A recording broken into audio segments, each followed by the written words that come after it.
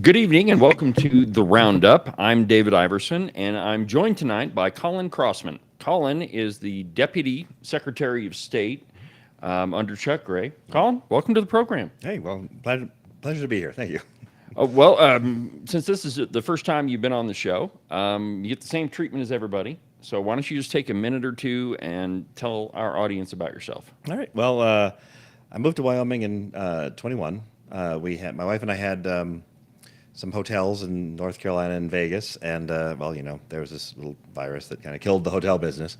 So we shut down the North Carolina ones. We kept the Vegas one, but I have two little kids, and we did not want to raise them in Vegas. Probably wise choice. Yes, good. My wife had always wanted to retire in Wyoming, so I said, why don't we just go now? So we came up here. We heard about the Food Freedom Act. We heard about some other stuff.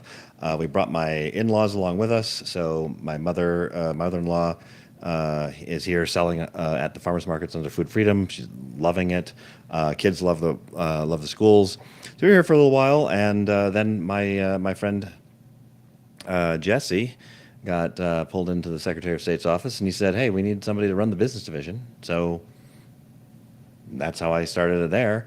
And then just a couple of months ago, Jesse Naiman went over to DOJ, and Chuck brought me in from the business division to be the deputy. So Cool. So I totally didn't even think of asking you this question, but since you were the head of the business division, I know we've got a lot of viewers back home, and the big, and this might be a little bit blindsiding you, but one of the biggest complaints I've heard about the business division, and maybe not about the business division, but business in general, is 30 North yep. Gould in Sheridan. That's a huge complaint around Sheridan. So could you just take a minute or two and just kind of talk about that whole situation? Okay, so first of all, so 30 North Gould and registered agent that is there is a private business, and their business is being the registered agent for other businesses, and that means that when you form a business in Wyoming, if you don't live here, you have to have someone here to accept service of process. So if your company gets sued, that's what the registered agent is there for. Now, many of them, including 30 North Gould, provide additional services in a lot of different ways. Not all of them do this, but including mail service and that kind of thing. But if you live in Wyoming, you don't need to hire one of these, but a lot of people still do. And the reason for that is because Wyoming provides some of the highest level of privacy for business owners in the country. In addition to us having no income tax and being, generally speaking, one of the best environments for low regulations for business. So a lot of people will form a business in Wyoming, even if they don't live here. Many, many, many people. The vast majority of our businesses are not, quote, In Wyoming. Wyoming people. They're out of state, not necessarily out of country, but out of state. Most of them are just people in North Carolina, people in Florida, people in other states. And the reason is if you have multiple owners, you don't want to put your corporate headquarters in a state with an income tax because then that corporation will get taxed first.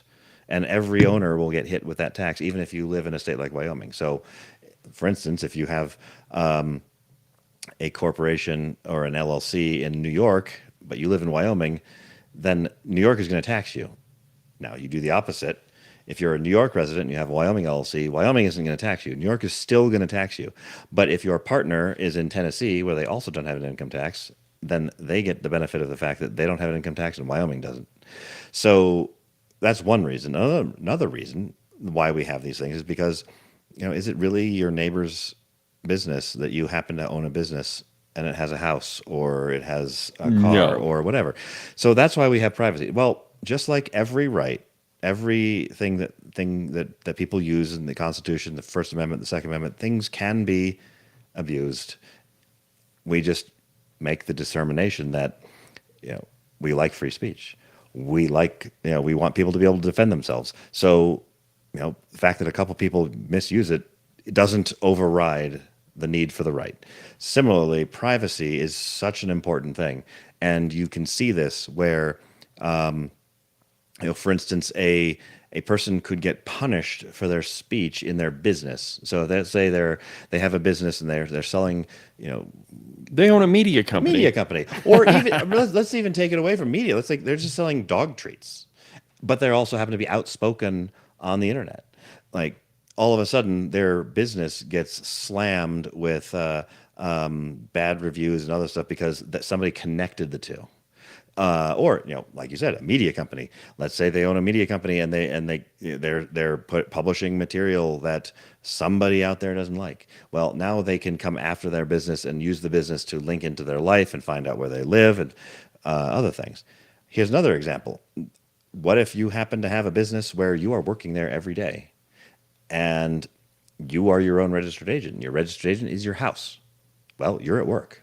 Yeah, They know where your house is. They look online. It's like, oh, we know that they're at work because we can see them there. When now we know where they live, we can go burglarize that thing sure. because nobody's gonna be home. So privacy is important, and there's not necessarily it doesn't. You don't need to come up with nefarious reasons why people want to maintain a level of privacy. That said, there are problems, and there are ways to fix them. And the Secretary of State's office under Chuck and myself, we have worked on curtailing some of that fraud with the tools we have. We've been asking for more tools. We have received a couple of them, but the biggest single tool that we can get in the future would be something like upgraded software. Our software, Wyoming was very forward thinking. We have some of the best software for 2005 when it was built. Back then, nobody had any. We were the first to do this. Wyoming has a lot of firsts, right? We had the female suffrage. We had the first female governor, the first female judge. We invented the LLC here, Right. but and we did the software. So, but now it's a little long in the tooth. It's going to take some money to fix it. Well, to upgrade it, not fix it. It's not broken. Modernize it. With that modernization would come the ability to go after some of this fraud in ways we can't do now. So what I would like to do is address the fraud in a way where we don't violate the covenant that the state has with our companies to protect the privacy. See, and that's the biggest problem with it. And I hear a lot of complaints about, you know, all sorts of businesses. Well, I tried to contact this business and it's at 30 North Gould. And every time you see that, online in a complaint or whatever, if you live in Sheridan, you're like, oh yeah, it's that place. But I think that we don't often have the discussion that you cannot have non-restrictive business regulations and have restrictive business regulations at the same time. So if you want to have, business privacy and you want to have all of the things that do create a tremendous amount of revenue for the state, well, you can't have both. Yeah. And the truth is, 30 North Gould, I think the number I heard from Chuck was that something like 40% of the state's business comes through there. I would roughly that's right in where I would have guessed it to be. Yeah. Yeah. So I mean, it's just one of those things. Like I say, if you live in Sheridan, everybody knows about 30 North Gould. Well, the reason I wanted to have you on tonight is to talk about a couple of bills that one of which, well, I think they're both really important. And it's a topic that we've been talking about for some time, and it's called anti-SLAPP legislation. And so the first thing, I guess where we should go first is, what is a SLAPP? What is SLAPP? Okay. So SLAPP is an acronym standing for, I guess, an initialism technically, but it stands for Strategic Lawsuit Against Public Participation. And it's a long way of saying it's a lawsuit that doesn't actually expect to win. The process is the punishment, and it is designed to just get you to shut up. Like, we don't like what you're saying, so we're going to sue you to get you to stop, even though we don't really have a reason or a cognizable legal theory that will hold up. But It's going to cost you a lot of money. it's going to cost you a lot of money to defend it. It's going to cost us money to prosecute it. But typically, anti-SLAPPs or SLAPPs are issued by institutions and people with power, not necessarily not the kind of power you're thinking of, but generally speaking, they have more money than a normal individual would have. But sometimes you have situations where it's just a particularly litigious individual that doesn't care and just has some money they want to blow on it.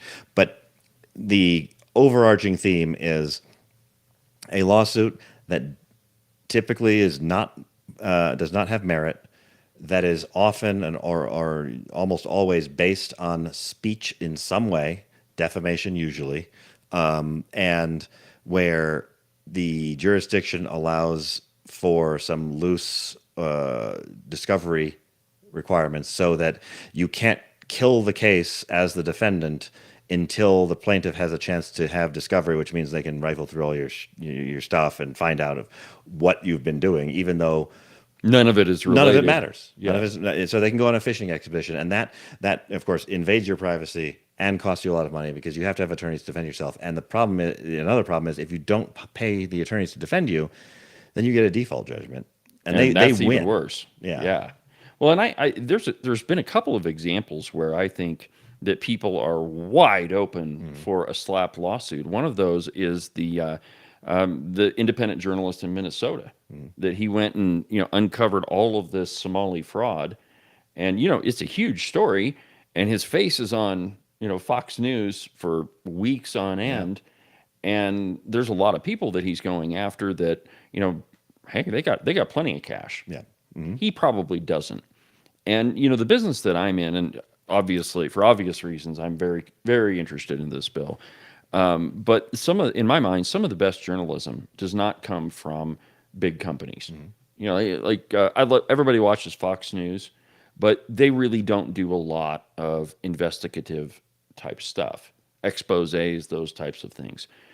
It's usually independent people that do that. They got a wild hair and they went down a rabbit hole, and wow, look at all the stuff that they've found. Well, without this type of legislation, they're wide open for a lawsuit, and potentially their entire life could be destroyed. Oh yeah, absolutely. These things can cost tens to hundreds of thousands of dollars to defend. Okay, so let's talk about let's get to some more specifics. You had kind of a situation with a slap lawsuit too. Why don't you tell me about that? All right. So this was back when we purchased our hotel in it was right outside of Las Vegas, up on Mount Charleston. It's about 6,500 feet of elevation, roughly the same as Cheyenne. And the I got to be careful because Sure. I have some NDA stuff I got to deal with. But the previous owner didn't like something that was reported in the paper that I had said, which was basically, I'm going to paraphrase here, I'm going to run it better than the last guy. Right. Okay. Now, Which is normal. It's You an- buy a new business, and I'm going to run it bigger and better than it was before. well, first, that's clearly an opinion. Yeah. Because what does better mean? Like, it doesn't really mean anything, right? In my opinion, it's better. So it's pure opinion. The other funny thing about it is when he bought it from the previous owner, he said the same thing in the paper. So Of course he did. But he didn't like it, so he sued me for defamation. And even though Nevada does have an anti-slap, in fact, right now, I believe 39 states have anti-slap. So Wyoming doing this, we will become the 40th state. I guess that makes us number 40, not number 1. We're not really leading the pack That's here. all right. We'll take 40. Yeah, can't be first in everything. But Nevada's anti-slap law had some holes in it at the time, and so it didn't fully apply. So, and I had an insurance company. The insurance covered it, fortunately. But if they hadn't, he probably would have had the hotel back. Right. So- which is probably the motivation anyway. I'm not going to Maybe. speculate there Maybe. because That's just my opinion. But so that was 2 years of my life that was dealing with this while we're trying to get the hotel stood up and reconfigure it and turn it into a nice property and all this, having to be deposed and do all this stuff when the process of the punishment. He happened to have attorneys on staff that didn't have anything to do, or they weren't working hourly like normal attorneys. Like if you have in-house on retainer, yeah, not even on retainer, in-house. Like, so they're just paying a salary, so they can do whatever he wants. So they're here doing this. I'm having to pay attorneys to defend me, or at least my insurance company is. I believe the final tally for the insurance company was close to $250,000. to Wow. defend a suit that clearly should not have been filed to begin with. Right. And so that's my history with it. That's why I'm sensitive to it. In addition to having previously worked in and this is kind of the line I was using, I had prior to getting the slap suit, I worked at FIRE, which is now the Foundation for Individual Rights and Individual. Rights and expression, isn't it? Yeah, Individual Rights and Expression, Foundation for Individual Rights and Expression. It used to be when I worked there, it was the Foundation for, for Education. Anyway, it was the First Amendment for colleges and college professors back in the day. Now, since the ACLU has kind of abandoned the First Amendment, they took it over and said we're just going to do all First Amendment stuff everywhere. But I know where the line is. Sure. I know exactly where the line is. I was a First Amendment attorney. I had my law school roommate, best man at my wedding, was the executive director of this First Amendment Association. So I had some good people on my side. I got really good attorneys to help me. It still costs that much, and later I come out and I'm seeing this all happen again for other people. I'm like, I gotta step Gotta up do and do something. something. Yeah. Okay, so we've got this bill, and it was there was a version of it last year that and things kind of tend to blend together in this place, but it didn't die in the Senate, or Yeah, so sort of. I mean, yes, it died in the Senate. It died in Senate committee, the Judiciary Committee last year on the last day at the last hour, and the reason wasn't because of a vote. It died because we had, I believe, at the time we had enough votes to pass it out of committee, but because of the way things work, if a member or a senator has a bill in another committee, they have to go and present it. yes, So two of my people who I believe had left yes votes as proxies were out of the room doing that. And I'm not gonna, but you can't ask them, hey, you got to dump your bill and come and testify. Right. And be here for mine. Like, that's not how it works. So they were off doing their bill. They left the yes votes, but because of the way it worked, that means I had 3 people left. If 2 are against it, it's not going anywhere. right, Because even though I have potentially 3 yes votes, you have to have a motion and a second. And if somebody who doesn't like the bill is not going to move it, and somebody who doesn't like the bill is not going to second it, so it's not moving. And because you can't leave a proxy to move the bill. right. You can So- only leave it to vote on the bill. Exactly. So that's why it died last year. And the arguments that were brought up, some of them were fair, and we took them into consideration when redrafting it for this year. So we had a series of points that were brought up.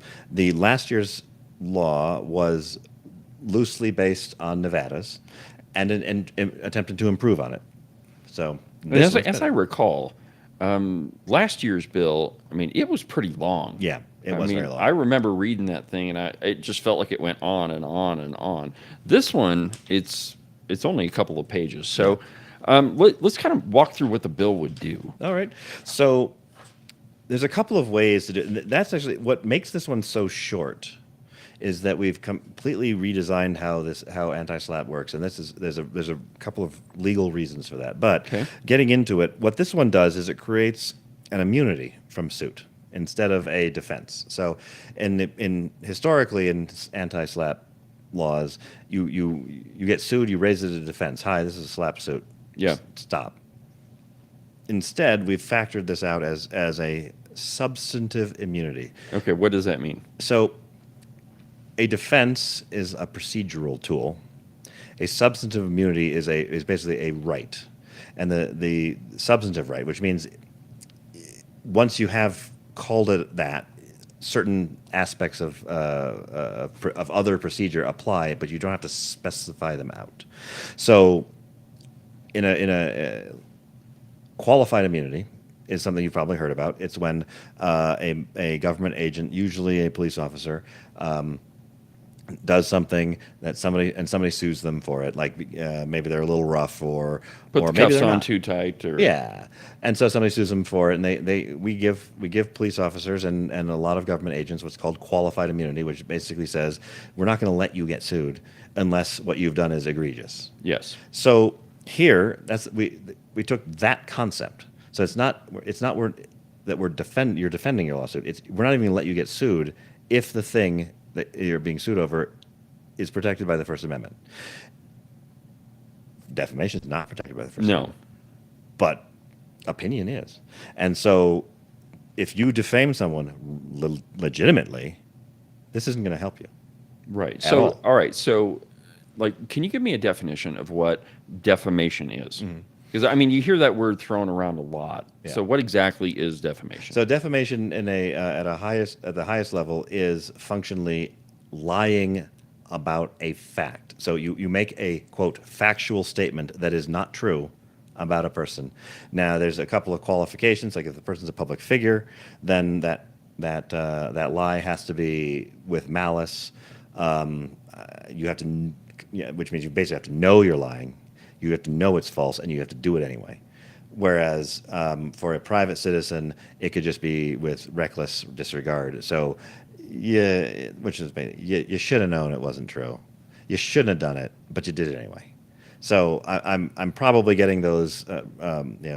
My legal friends who are who are litigators are probably yelling at me for being a little bit too loose on that. But for the purposes of a normal citizen right now, that's pretty much what you can kind of. Well, I think that, Colin, you could probably say that everybody has been defamed. Yeah, absolutely. I mean, we live in a world of social media. Well, you go back to high school or kindergarten. Like, oh, he's got a booger in his nose. Right. No, he doesn't. Well, apparently back then that was a big deal, and you were socially ostracized because of that. Well, that's defamation. Now, if you did have a booger in your nose, that's not defamation. That's a statement of fact. So there's defenses to defamation. Like That's going to be the headline of Yeah, tonight's really. show, man. So and that's why you cannot defame with the truth. Yes. So if here's an example, like Bob is a jerk, that's an opinion. That's totally opinion. Now, if Bob happened to be a jerk, that's a fact, but it's still an opinion. You can't defame with an opinion at all. If I say Bob is a child molester, that's you're stating something that is clearly not an opinion, because it's not. You're saying he does this thing. Right. Well, that's a fact. You're wrong. You should have known better. You shouldn't be tossing around those kinds of accusations unless you know that they're true. Especially not of a private citizen, and even of a public figure. So there's certain things that we consider to be so defamatory and so damaging. That's called defamation per se, and that's usually reserved for things like that. Okay, so all right, so there was an amendment on the floor, and it was brought by Martha Lawley Yep. in the House. Now, this is exactly what she was talking about: creating a carve out for defamation in this suit. What was she talking about? So in being as I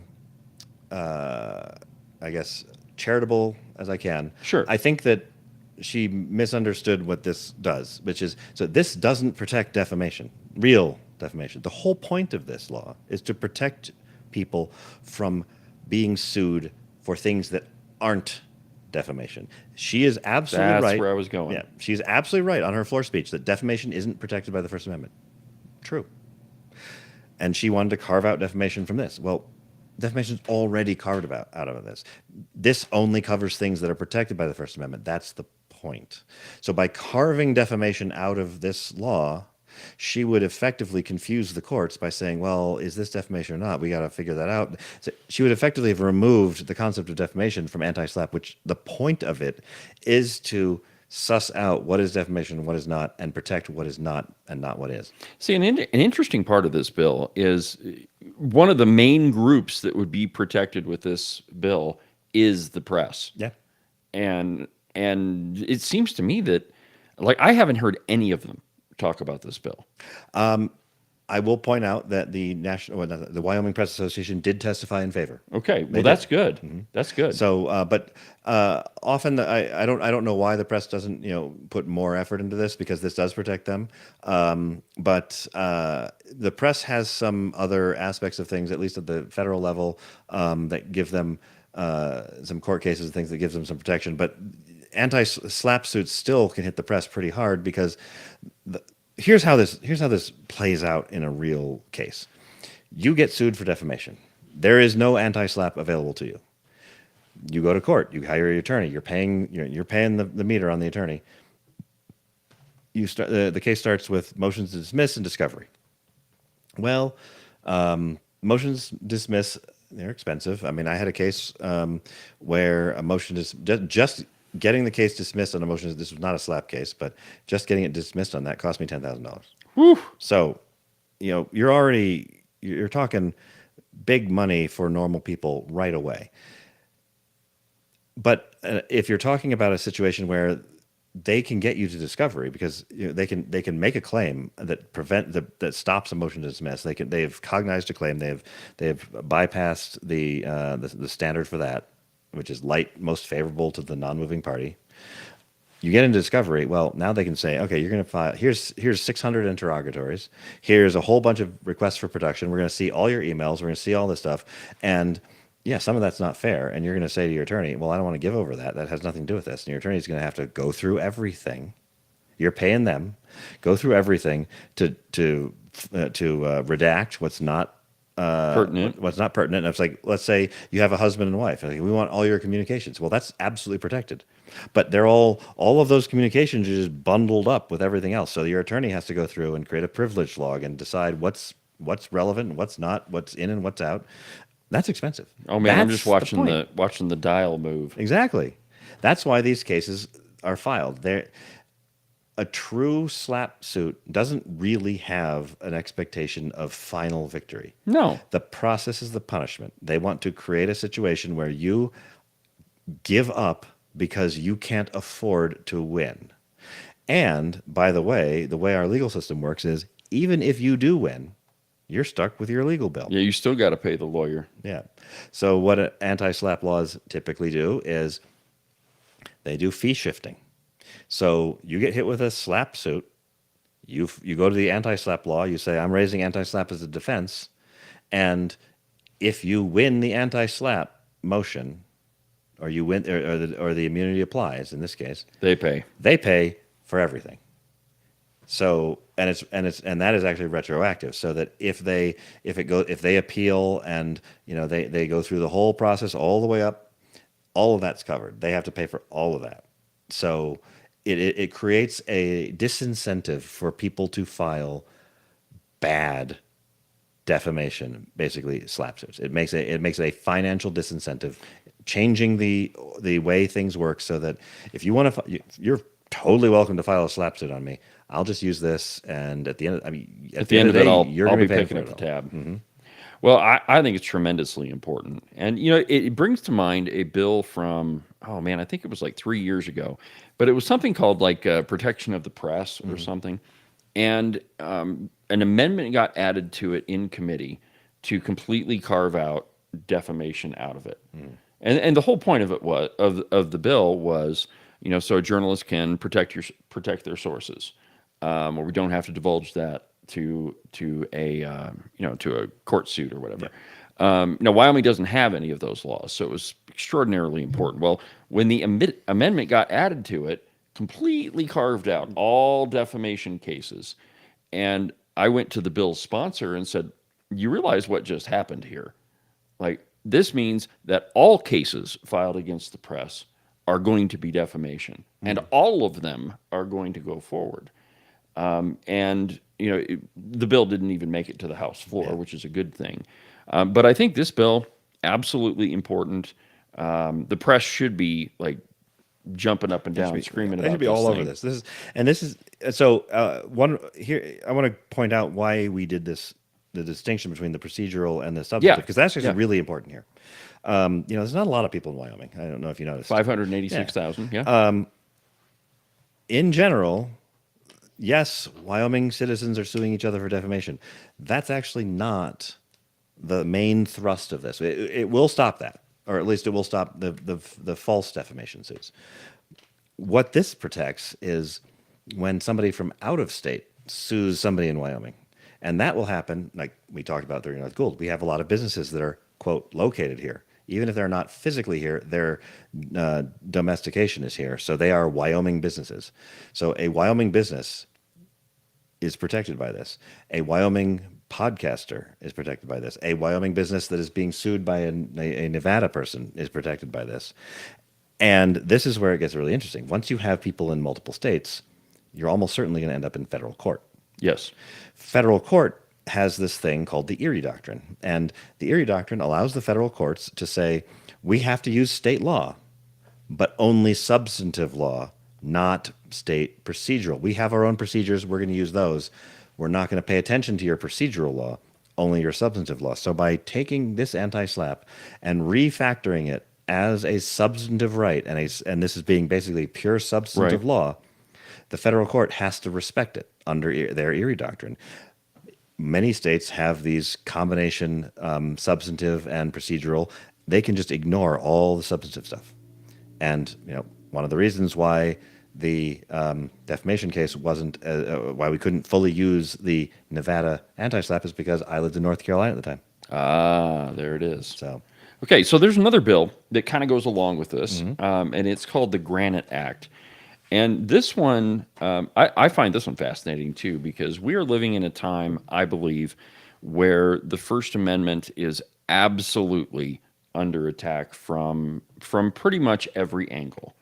And the reason I say that is for the last 2 weeks, we've been dealing with campaign donations.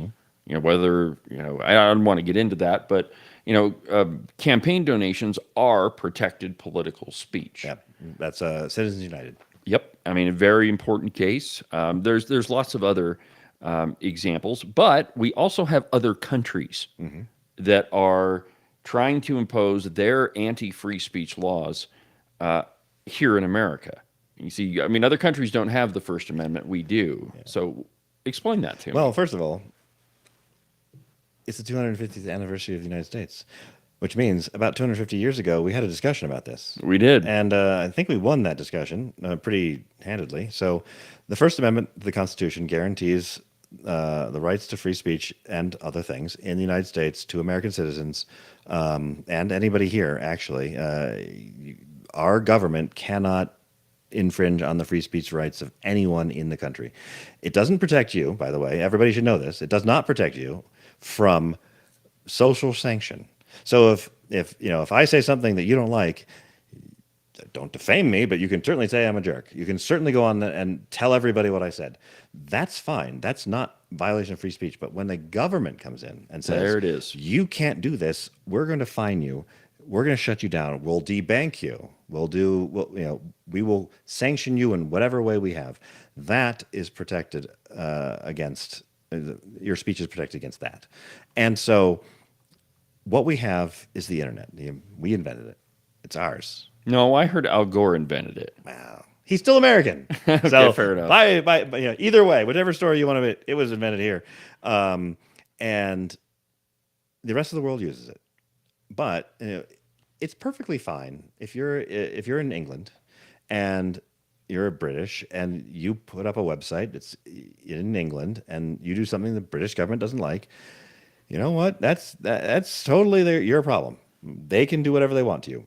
Is it right? I don't believe so. But it doesn't impact us here in the United States. What does is we have companies here where the ownership is here. The users may be worldwide.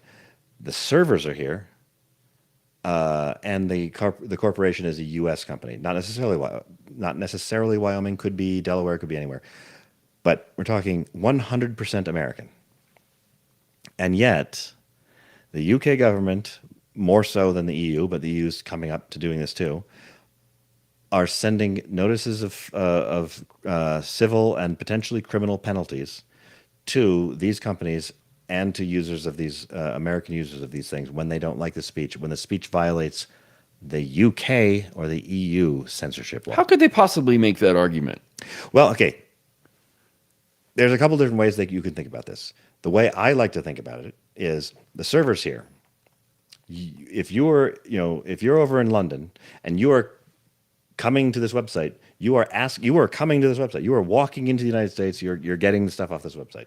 The way the UK sees it is, you're in London. You're asking for this website. The website is giving it to you. Your website is coming to you to give it to you. Now, okay, there's reasons why you could make these arguments. However, functionally, I think mine's more right. Either way, though, everything else about this website is here. So, we don't punish. We don't punish. Well, actually, the UK is actually pretty bad about this. They've tried this before. Their defamation. We just finished talking about defamation. Their defamation laws are nothing like ours. You can defame people over there by calling them a jerk. Their defamation laws massively override the First Amendment. So many years ago, Congress actually had to pass a law called the Speech Act. Now, it's very narrow. It prevents these kinds of lawsuits, but only for defamation. Oh, That's it. So now we're talking about censorship. We're talking about we think that you're disseminating fake news or it's not the approved or line or whatever. So they've expanded all this, and they are attempting to use their censorship laws to lock down American speech that they don't like because people just come here, do the speech here, and evade their well, that their was laws. the case of the comedian, right? Yeah. That he came over here, says some things, goes back, and they arrest him at the airport in London and throw him in jail. Yeah. So unfortunately, Granite would not stop that. Okay. So if you are in America, your speech is in America, and everything about you is in America, Granite will protect you. The moment you leave, it's like, well, now you've availed yourself of their jurisdiction. So similarly, like let's say, uh, you know, um, there are certain pharmaceuticals that are over the counter in the United States that are not over the counter in Europe. I mean, and vice versa. And if you were to carry some of those things into Europe, well, they could arrest you. Okay, so let me ask you a question. So when my wife and I got married, we wanted to take our honeymoon in London. A couple of reasons. London is like the fashion capital of the world, and it also has 221 Baker Street. Oh, yeah. All right, major Sherlock Holmes fan. London is cool. I want to go there. But I happen to be a pretty vocal person here. I've probably along the way said some things that were not so nice to England. Probably, I don't know, I may have mentioned an incident 250 years ago. So let's say we do take that vacation to London. And would I be then subject to their laws? Theoretically, yes. The kinds of things that you talk about are probably not the ones that would get you into a problem. But if you were doing an American podcast about Rotherham, I think you might have a problem. Okay. Yeah, and as time goes on, I think that that zone of where you might have a problem will expand. London, England is now they are throwing people in jail for Twitter posts. Ridiculous things. It's absurd. Germany's not far behind. They're not anywhere near as bad as London is yet, but they're getting there. Europe, same thing. They're just not as far gone as England, but they're clamping down on their own citizens, and they see the United States and our First Amendment as effectively a threat to their ability to control the flow of information to their citizens. That's where I was and going. that's why they want to stop us. And I believe that the answer to that is no. We can do whatever. Not even no, but Hell no. But here's the thing: if they want to, they could put. I mean, China did it. They could put up a Great Firewall, the Great Firewall of France, or the Great Firewall of England. They could stop their citizens from coming to see our stuff. They don't want to do that because locking off the United States, well, lock, stock, and barrel, is economically damaging to right, them. it would be a death knell for Yeah. them. So they can't do that. So they want to stop us from speaking so that they don't have to lock off our entire country because that's too damaging.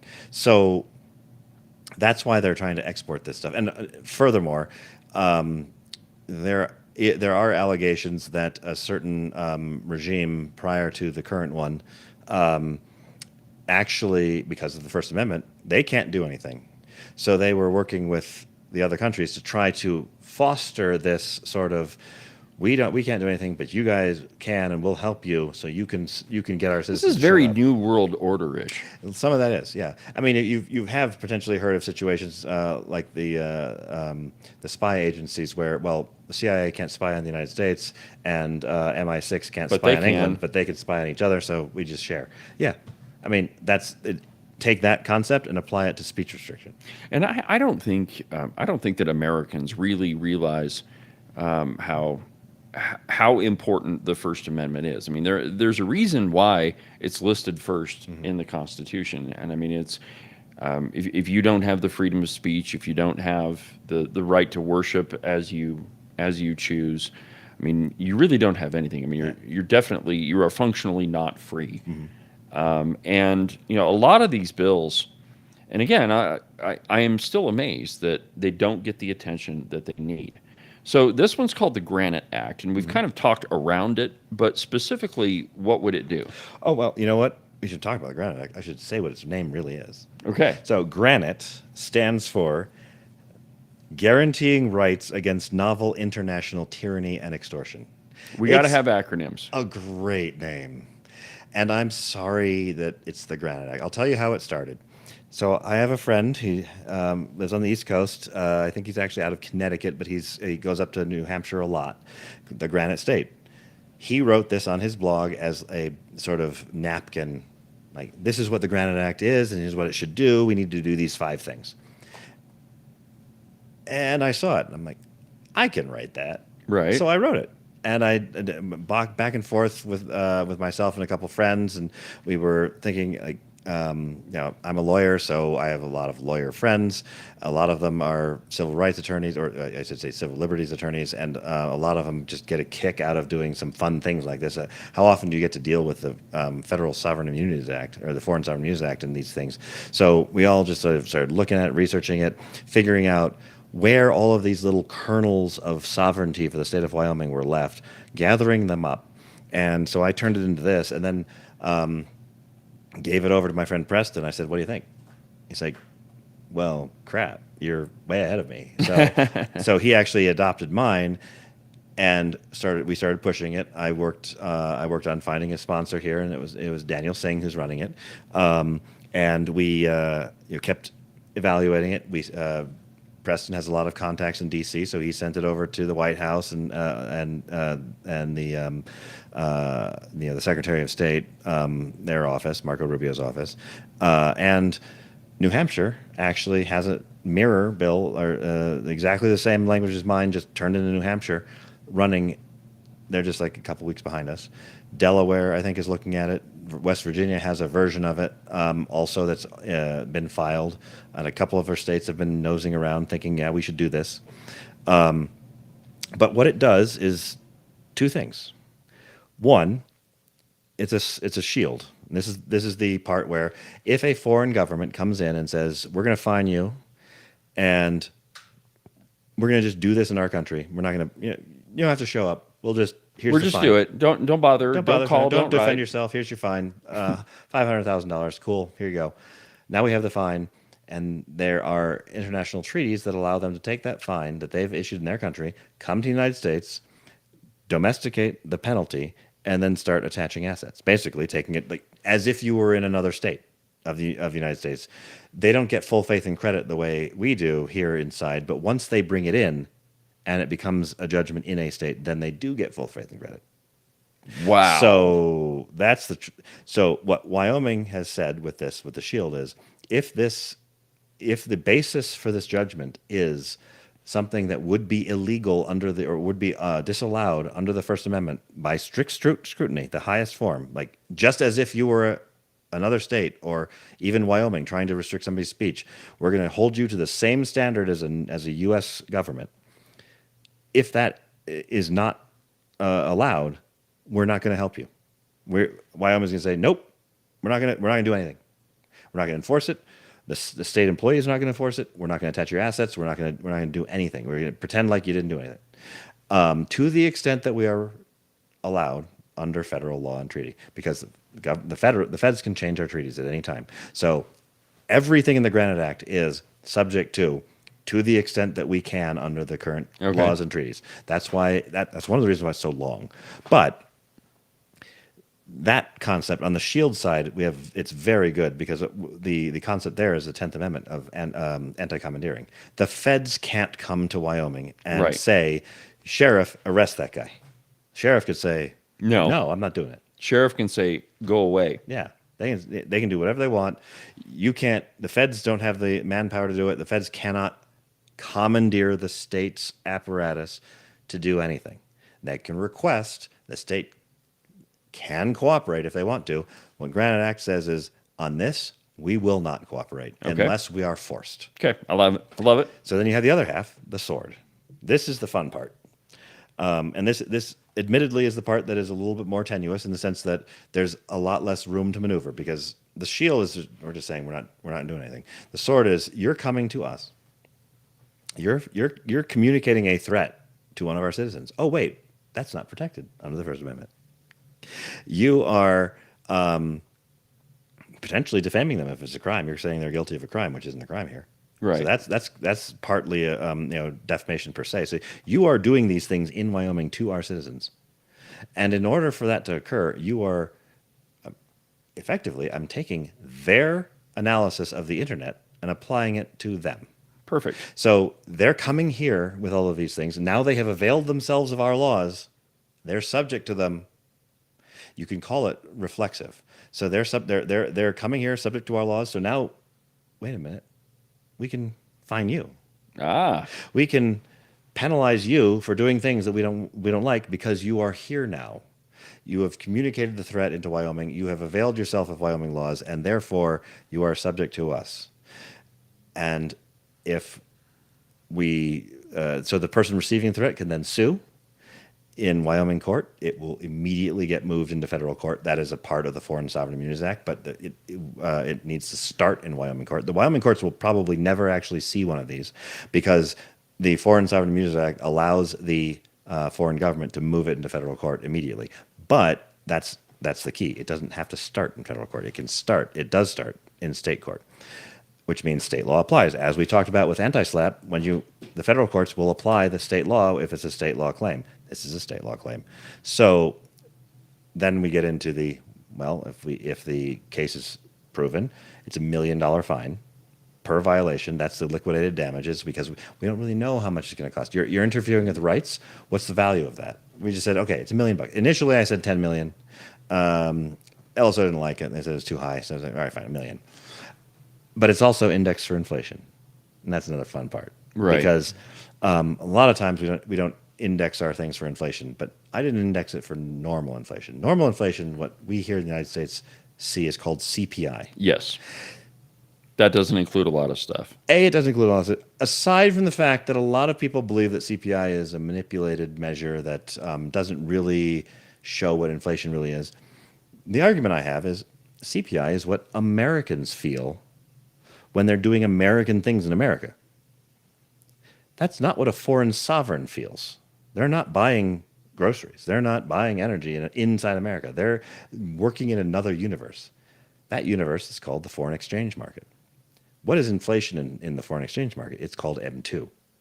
So I index it to M2. M2 is the measure of how much money is the Federal Reserve printing.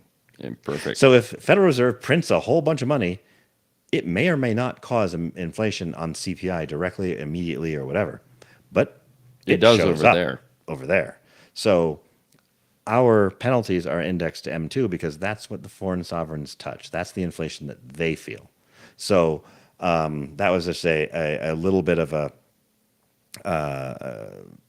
fun part that I had while drafting it, I guess. But that's really how it boils down. Is they come here, their argument is your website is coming to our citizens. Right. So our answer to that is, okay, then when you fine us, you are coming to us. If your argument for why you can fine is accurate, then our argument as to why we can fine is accurate too. If you're not going to fine us, then this never comes into play. Granite will never come into play if the foreign governments don't send a threat into the United States, into Wyoming. Right. And this is broad enough. It's designed to cover Wyoming citizens, Wyoming companies, and anything hosted in a data center in Wyoming. So that we are protecting everyone with a Wyoming locus or nexus is what the legal term is. There were some concerns in the House when this bill was being discussed. What's the Wyoming nexus? Well, the Wyoming nexus, you're a citizen, you're a business, or your data is located here. Pretty straightforward. Yeah. And the argument as to why this applies is if their argument if the foreign sovereign's argument that their fines can apply is valid, then our argument is by definition also valid because it's the same argument. Okay. Well, I like it. And yeah, and the reason I have to apologize. Why is it 32 pages? It's 32 pages because Wyoming is a state. We cannot do independent international Right. relations. So you have to account for everything that is So I had to, federal law. yeah, we had to walk around the federal law and find all the little pieces of sovereignty that were left to us, which there are some, and we collected them and found them, Got 'em and right we there. just carved the path through it. Well, I think it's, anything that we can do to protect the First Amendment, I think that we ought to. Because like I said, there are so many threats to it, and most people don't even realize it. With SLAPP lawsuits and the Granite Act, I mean, it's actually a pretty perilous time, I think, for the First Amendment. Well, Colin, I appreciate you taking the time to visit with me tonight. It's a fascinating discussion. So where are these bills at, real quick? Well, both of them have passed the House. They are both, I think, waiting to be heard in front of the Senate Judiciary. I believe there is some discussion about maybe moving anti-SLAPP to another committee. I don't know where that stands, but Senate Judiciary is, as you know, both of these bills are legal, so it technically makes sense, but the Senate doesn't have to follow those rules. And I believe at this time, historically, judiciary does get bogged down with bills, and they do tend to move some of them to other committees. Right. So we're hoping that anti-SLAPP gets moved to another committee. Granted, I think is hopefully going to be heard very soon, and ideally, both of these will pass committee with minimal edits. There is an amendment that needs to hit Granite because we had some discussions with. The chamber, and there's a couple things they want. There is a federal version of Granite that's probably coming, and that amendment that they asked for is a really good one because it makes sure that this couples with the federal version. Okay. But after that, it's Cal second, third, hopefully governor's desk, and hopefully passed. Well, hopefully the governor picks up his pen and signs Yeah, it yeah. instead of the reverse. Well, Colin, I appreciate you taking the time, man. Thank you very much. And that'll do it for tonight's show. Make sure that you check out the Open Range Record. I've got a ton of stories I've got to publish tonight. Thank you for watching all of them or looking at all of them. And we'll be back tomorrow.